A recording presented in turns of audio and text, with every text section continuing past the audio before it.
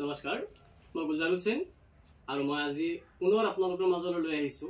অসমৰ ইতিহাসৰ ওপৰত কিছুমান প্ৰশ্ন আৰু ইয়াত অংশগ্ৰহণ কৰিব ডক্টৰ এপিজে আব্দুল কালাম একাডেমীৰ দুগৰাকী ছাত্ৰী ষষ্ঠ শ্ৰেণীৰ ছাত্ৰী তানভি তেজি হুছেইন নমস্কাৰ আৰু সপ্তম শ্ৰেণীৰ ছাত্ৰী ৰিজৱানা বেগম নমস্কাৰ আজি মই তোমালোকক কিছুমান প্ৰশ্ন সুধিম অসমৰ ইতিহাসৰ ওপৰত আৰু তোমালোকৰ দুজনৰ জুনে জানা উত্তৰ দিবা এমসিকিউ নকৰো ডাইৰেক্ট প্ৰশ্ন কৰিম ডাইৰেক্ট উত্তৰ দিবা ঠিক আছে এতিয়া তোমালোকৰ প্ৰথম প্ৰশ্নটো হ'ব আজি যে আহোমসকল অসমলৈ কেতিয়া আহিছিল আহোমসকল অসমলৈ কেতিয়া আহিছিল 1228 খ্ৰীষ্টাব্দ 1228 খ্ৰীষ্টাব্দ শুদ্ধ উত্তৰ ঠিক আছে তোমালোকৰ আজি নেক্সট কোৱেশ্চন যে আহোম ৰাজ্য কোনে প্ৰতিষ্ঠা কৰিছিল কোৱেশ্চনটো ভালকৈ মন কৰিবা যে আহোম ৰাজ্য কোনে প্ৰতিষ্ঠা কৰিছিল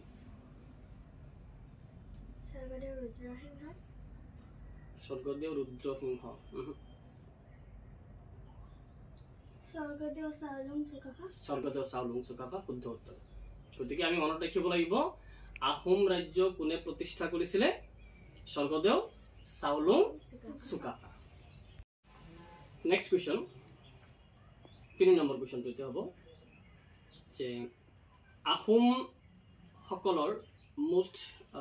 ৰজা কিমান আছিল আমি আগৰ মানে ভিডিঅ'টোত পাইছিলো 41 ন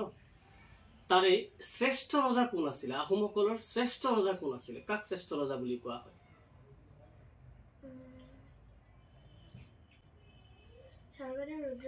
স্বৰ্গদেউ ৰুদ্ৰসিংহ শুদ্ধ উত্তৰ পিছৰ কোৱেশ্চনটো হ'ল আমাৰ যে আহোম সকলৰ শেষ ৰজাজন কোন আছিল আহোমৰ যিমান ৰজা আছিলে তাৰে লাষ্ট ৰজা কোন আছিলে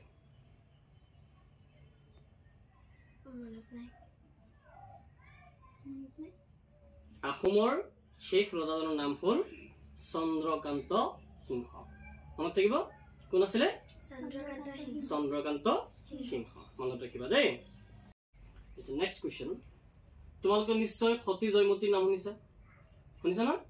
আচ্ছা তে সতী জয়মতী কাৰ পত্নী আছিল স্বৰ্গদেউ গদাধৰ সিংহৰ পত্নী আছিল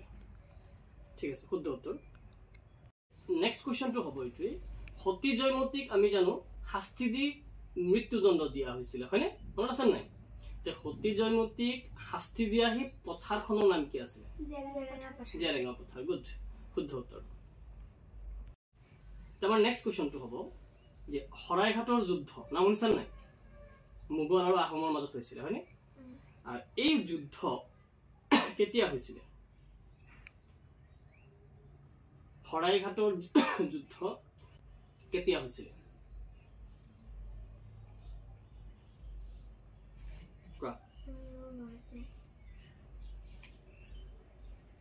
মনত নাই মনত ৰাখিবা 1671 খ্ৰীষ্টাব্দ কেতিয়া হৈছিলে এই শৰাইঘাটৰ যুদ্ধটো কেতিয়া হৈছিল আমি গম পালো যে 1671 খ্ৰীষ্টাব্দ এই শৰাইঘাটৰ যুদ্ধত কাৰ কাৰ মাজত হৈছিলে আহোম আৰু মোগলৰ মাজত হৈছিলে নহয় জানো এতিয়া কথাটো হ'ল যে এই শৰাইঘাটৰ যুদ্ধত আহোমৰ সেনাপতি গৰাকী কোন আছিল লাচিত বৰফুকন এতিয়া আহোমৰ এই শৰাইঘাটৰ যুদ্ধত আহোমৰ সেনাপতি কোন আছিল আমি গম পালো লাচিত বৰফুকন তে মোগলৰ সেনাপতি কোন আছিল ৰামসিংহ মোগলৰ সেনাপতি কোন আছিল ৰামসিংহ গুড তে মোগলে আমি জানো অসম কেইবাবাৰ আক্ৰমণ কৰিছিল নহয় জানো এতিয়া প্ৰশ্নটো হ'ল মোগলে সৰ্বমুঠ কিমান বাৰ অসম আক্ৰমণ কৰিছিল 17 বাৰ কিমান বাৰ 17 বাৰ অসম আক্ৰমণ কৰিছিল গুড এবাৰ নেক্সট কোৱেশ্চন কোনজন ৰজাক ভগনীয়া ৰজা বুলি কোৱা ৰামধৰ সিংহ কোনজন ৰজাক ভগনীয়া ৰজা বুলি কোৱা হয় জয়ধ্বজ সিংহ কোনজন ৰজা জয়ধ্বজ সিংহ কি ৰজা বুলি জনা যায় ভগনীয়া ৰজা বুলি জনা যায় গতিকে আজিৰ আমাৰ প্ৰশ্ন আমি ইমানতে আমি সামৰণি মাৰিব বিচাৰিছো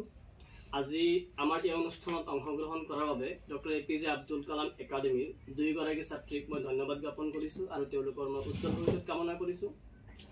আৰু যদি কোনোবা ছাত্ৰ ছাত্ৰী আমাৰ এই অনুষ্ঠানত অংশগ্ৰহণ কৰিব বিচাৰে তেনেহলে মোৰ লগত যোগাযোগ কৰিবৰ বাবে অনুৰোধ জনাইছো ধন্যবাদ